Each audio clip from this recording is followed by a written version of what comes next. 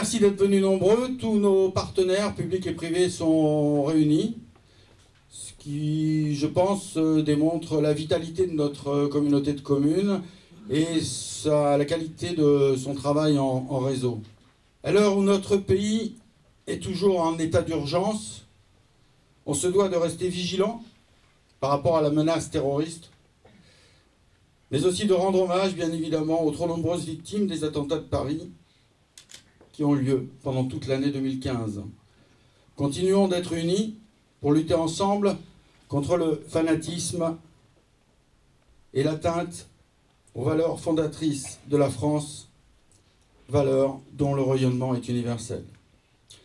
2015 fut une année particulièrement riche pour Cœur du Var, qui s'est vu entièrement repensé, réorganisé autour de 10 pôles opérationnels, dirigés chacun par un vice-président. Une mutation, je crois, réussie grâce à l'implication des élus, j'en dirai un mot tout à l'heure, mais aussi au professionnalisme de nos agents.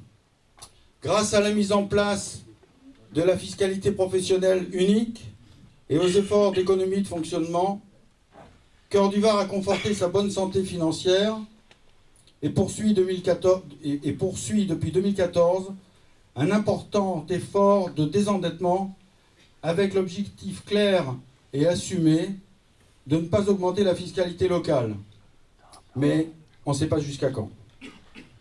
En termes de protection de l'environnement, le dynamisme de Cœur du Var a été salué par la labellisation nationale Territoire zéro déchet, zéro gaspillage, décernée par le ministère de l'écologie. Cœur du Var a engagé 28 actions en faveur du recyclage, de la lutte contre le gaspillage alimentaire et de la réduction des déchets. Rappelons une fois encore que la tonne de déchets triés coûte 2 fois moins cher à la collectivité que la tonne enfouie en décharge. Vos efforts dans ce domaine ont permis de diminuer de 5000 tonnes par an les déchets enfouis au balançant. Merci pour Cœur du Var et un peu plus pour le Canet des Morts. Une belle réussite écologique, très bientôt appuyée par l'ouverture de Technova, une plateforme innovante de traitement et de valorisation des déchets, portée par Cœur du Var, mais aussi d'autres collectivités du Haut et du Centre Var, dans un but aussi ambitieux que réaliste, limiter à seulement 20% le tonnage des déchets mis en décharge.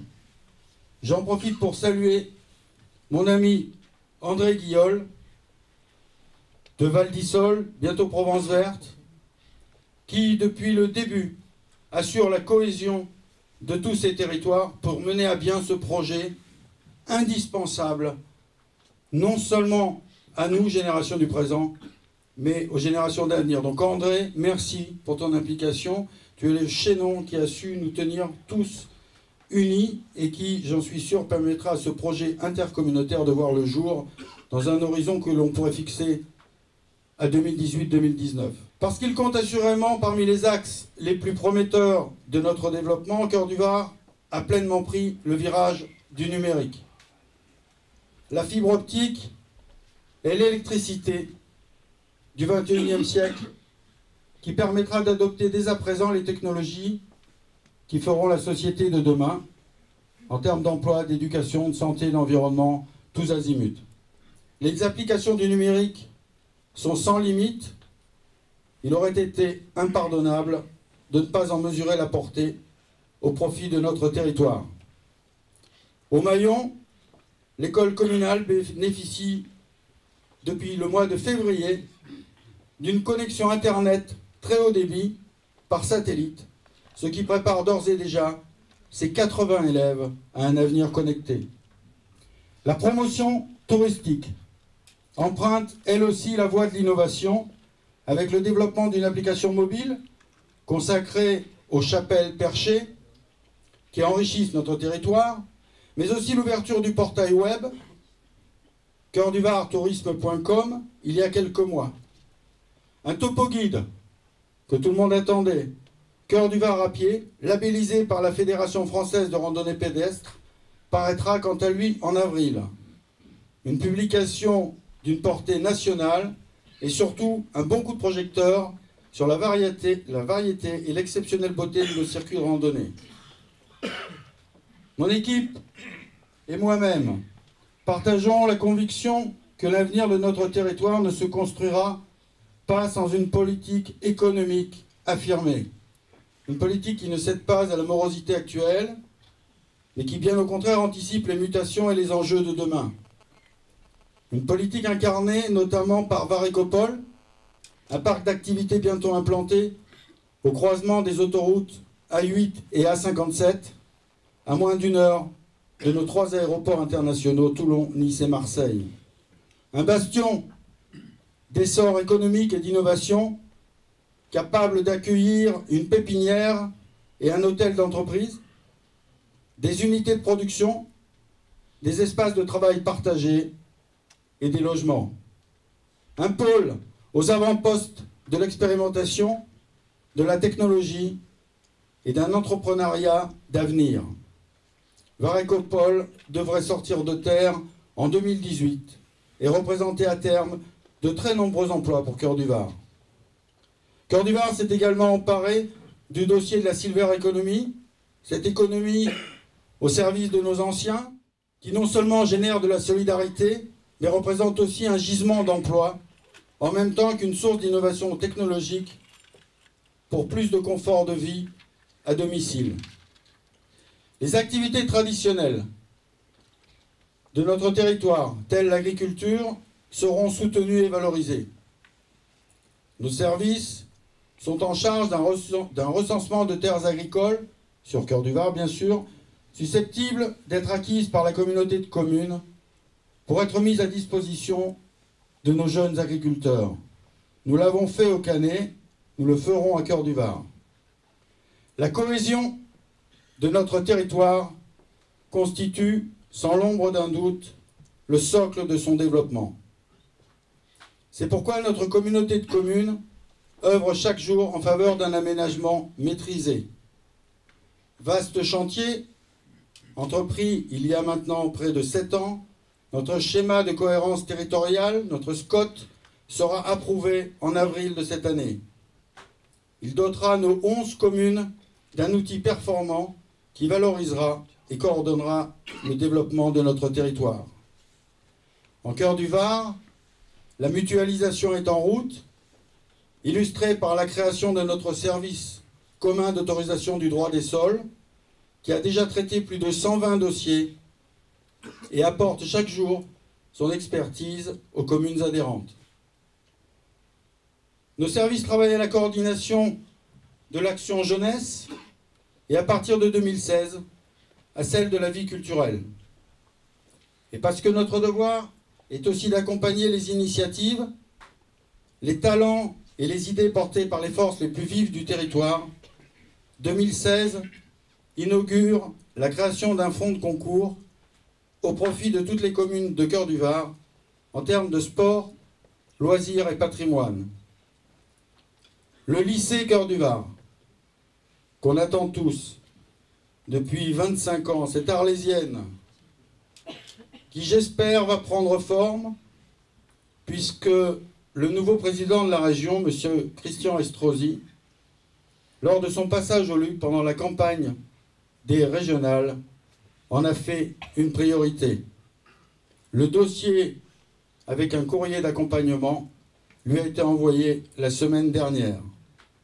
La clarification de nos compétences, la révision de nos statuts, la mutualisation de nos recettes économiques nous permettent d'envisager l'avenir plus sereinement, malgré l'accroissement des compétences obligatoires imposées par la loi NOTRe.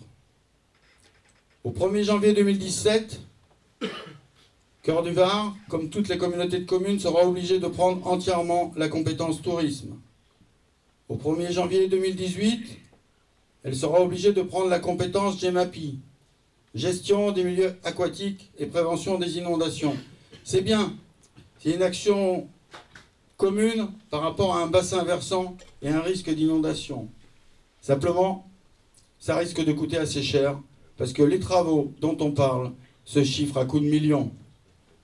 Le législateur a prévu une taxe spéciale, un impôt, supplémentaires. Vaut mieux annoncer la couleur parce que, ou alors on fera rien, mais ça coûtera trop cher. Mais il faut le faire, je suis d'accord, mais ça coûtera cher. Et au 1er janvier 2020, on prendra, nous, les communautés de communes, l'eau et l'assainissement. Avec la variété d'usages d'une commune à l'autre, ceux qui sont en régie, ceux qui sont en délégation, ceux qui ont des stations d'épuration neuves, ceux qui ont des stations d'épuration un peu moins neuves. Les réseaux d'eau, ça va être très très lourd. Le législateur l'a voulu, nous sommes des légitimistes. Bien évidemment, nous sommes prêts. L'enjeu est de taille, mais mon équipe et moi-même en avons mesuré l'ampleur et sommes prêts à relever le défi. Cœur du Var est donc en bon ordre de marche, économiquement et structurellement. Désormais solidement implanté dans le paysage varois, à la croisée de tous les territoires, Cœur du Var dispose d'atouts naturels, patrimoniaux et économiques qui en font une terre de tous les possibles. Encore faut-il que notre cause et celle des territoires ruraux et urbains soient entendues. Quel avenir pour ces territoires? Serons-nous des terres de développement économique et social ou de simples cités dortoirs? Voulons-nous que nos populations continuent, pour au moins 50% d'entre elles, à sortir du territoire pour travailler ou se former? Ou voulons-nous au contraire les conserver sur place pour enrichir nos territoires et par la même occasion améliorer le bilan carbone en limitant les déplacements? Voulons-nous que nos jeunes continuent de passer chaque jour 2 heures dans les transports pour aller au collège ou au lycée? Ou voulons-nous leur proposer une offre de formation de qualité en proximité?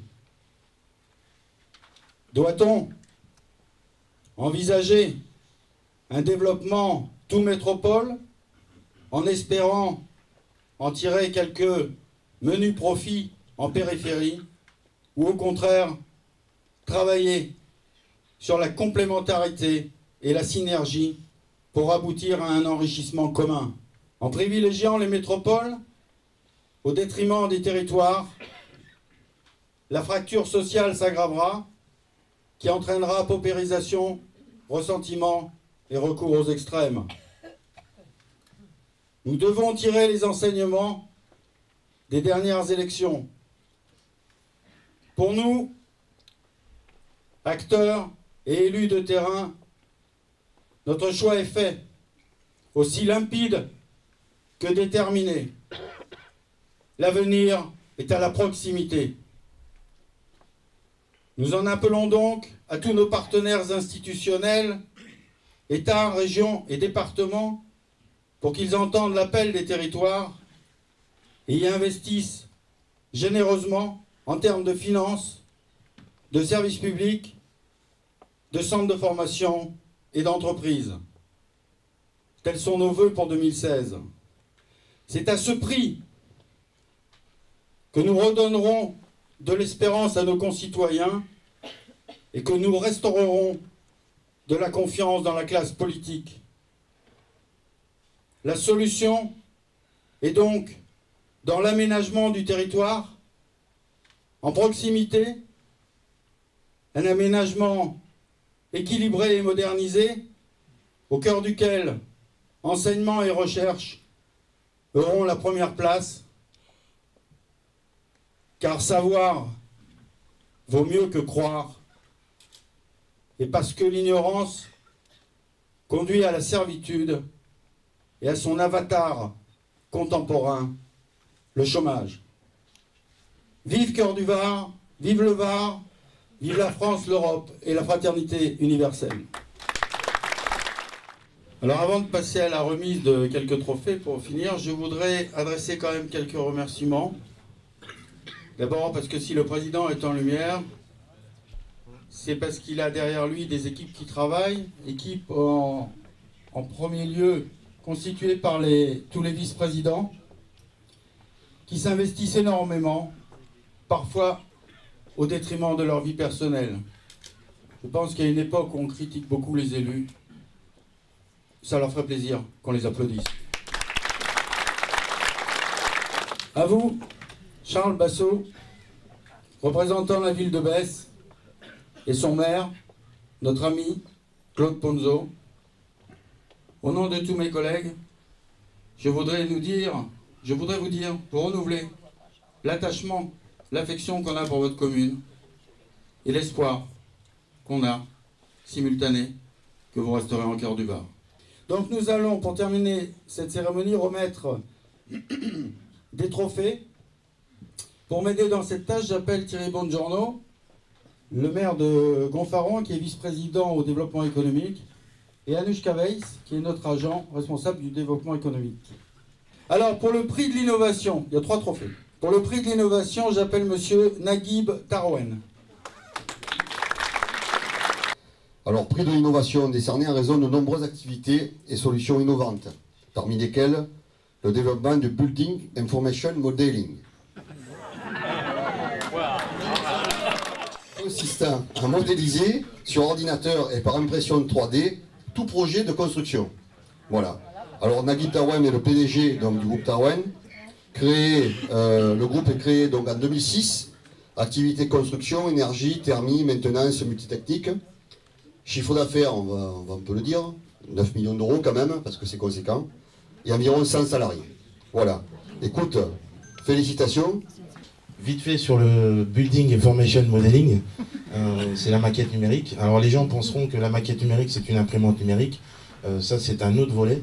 La Building Information Modeling, donc le BIM, que vous allez entendre parler, surtout messieurs les maires de plus en plus, puisque c'est un pendant de la loi de transition numérique qui va être mis à jour, ou en tout cas en exercice d'ici 2017. Je pense que ça ira jusqu'à 2020, parce qu'on est sur une plateforme collaborative qui va nous permettre aujourd'hui de pouvoir, grâce à des outils, notamment sur la partie conception d'un bâtiment, exécution d'un bâtiment et maintenance jusqu'à la déconstruction d'un bâtiment. Alors c'est vrai que je vais faire très court, en 3 mots, c'est construire avant de construire. Voilà.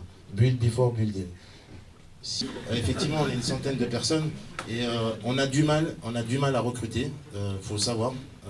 On a vraiment énormément de mal à recruter. Donc j'invite tout le monde à en parler à tout le monde, que chez nous on recrute, que ce soit des conducteurs de travaux, des chefs de chantier, des exécutants, dans tous les corps de métier, puisqu'on est une entreprise générale. Et voilà, donc, et sachez qu'on recrute. Donc passez le mot à tous. Chez moi on embauche. Et qui veut venir sera le bienvenu dans une entreprise dynamique, jeune et sérieuse. Voilà. Et bien payé. Le second prix, c'est celui du jeune entrepreneur. J'appelle Charlotte Chorda. Alors, Charlotte Chorda, boulangerie-pâtisserie Chorda à Pignan. Prix de la jeune entrepreneuse, décerné en raison d'une reprise récente à l'âge de 25 ans, de la boulangerie-pâtisserie anciennement Le Fournil à Pignan. Donc dirigeante depuis juin 2015, exerce ce métier depuis 3 ans, un métier passion, issu de la longue tradition familiale. A appris à aimer ce métier auprès de son grand-père qui fut boulanger à Nice. Donc 2 salariés. Écoutez, félicitations à vous, félicitations d'oser, parce qu'à votre âge, c'est pas évident. Je pense qu'on peut l'applaudir. Juste remercier tout le monde, parce qu'à cet âge-là, c'est pas toujours facile. Et je me donne du mal, et on va essayer d'aller loin. Merci beaucoup. Bien, et le dernier prix, c'est celui de l'économie solidaire et sociale. C'est l'occasion de montrer que même si l'économie classique doit être soutenue, il y a d'autres voies qu'on peut exploiter parallèlement, et notamment celle de l'économie sociale et solidaire, celle qui génère des richesses mais qui tient un peu plus compte de l'humain. Donc j'appelle le quintet, etc. Etc. est un restaurant coopératif qui propose une nourriture saine et équilibrée à base de produits en grande partie bio et essentiellement locaux, mais aussi une programmation culturelle et une salle de soins mise à la disposition des professionnels de la médecine douce, acupuncture, ostéopathie, médecine chinoise, etc. Il y a 6 salariés. Voilà. Donc écoutez, félicitations, parce que de nos jours, le développement durable et manger sainement, je crois que c'est très très très important pour nous. Voilà, Anouchka.